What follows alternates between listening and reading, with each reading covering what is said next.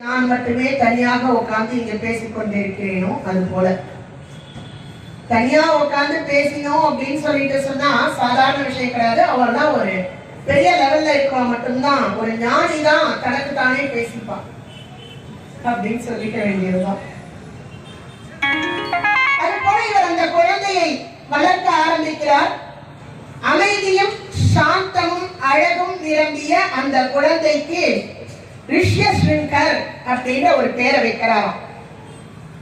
ரிஷ்யசிங்கர் அப்படின்னு சொன்னா என்ன அர்த்தம் அப்படின்னு சொன்னா தன் சிரசினில் கொம்பை உடையவன் என்ற அர்த்தம்.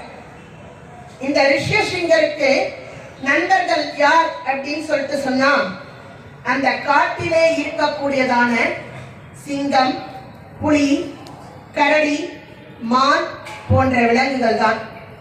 அவரது உணவு என்ன என்று கேட்டால் காய், கனிகள், கிழங்கு, தேன் அப்படின்னு சொல்லி அதுதான் அவரது உணவு. முழு நேரமும் அவருடைய வேலை என்னவென்றால் தன் தந்தைக்கு சேவை செய்ததையே அவரது வேலையாக கொண்டிருந்தார்.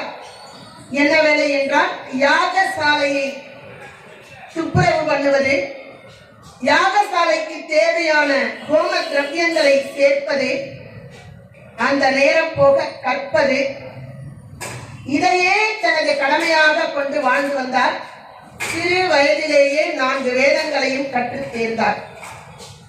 அவர் தந்தையை தவிர வேறு மனிதர் முகங்கள் எதையுமே பார்க்காதவராய் தவ நோன்புகளிலேயே சிறந்தவராய் இருந்தார். மேலும் ஆசை அப்படின்ற ஒரு சொல்லே அவருக்கு தெரியாமல் இருந்தது. ஏனென்றால் அவர் பெண் எனும் ஒருத்தியை பார்த்ததே கிடையாது. அவர் வாழ்நாளை பெண் எனும் ஒருத்தியை பார்த்தால் தானே பாவங்கள் எல்லாம் செய்வதற்கு வழி ஏற்படும். அது என்ன பெண்ணை பார்த்தாலே பாவமா என்றால் பெண்ணை பார்த்தால் திருமணம் செய்து கொள்ள வேண்டும் என்று தோணும்.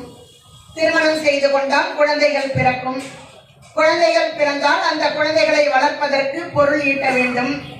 இவர்களை சம்ரட்சணம் செய்ய வேண்டும். அதற்காக ஏதாவது ஒரு இடத்தில் தெரிந்தோ தெரியாமலோ இந்த ராஜாவை போல் நாம் பொய் சொல்ல வேண்டும். உபன்யாசத்துக்கு நேற்றிலாம் வந்தேன், இன்னைக்கு ஏன் வரலன்னா இல்ல நான் கிளம்பிட்டேனா வழியில யாரோ பிடிச்சு மடக்கிட்டா, அதுவும் ஒரு சிறு பொய். அப்படியாக பொய்யிலே பிறந்து பொய்யிலே வளர்ந்து பொய்யிலேயே வாழ்ந்து கொண்டிருக்கின்றோம். நமக்கே தெரியாமல் எப்பொழுதோ ஒரு நேரம் உண்மையை பேசுகின்றோம். இந்த ரிஷ்யசிங்கர் ஆகப்பட்டவர் பெண் எனும் ஒருத்தியை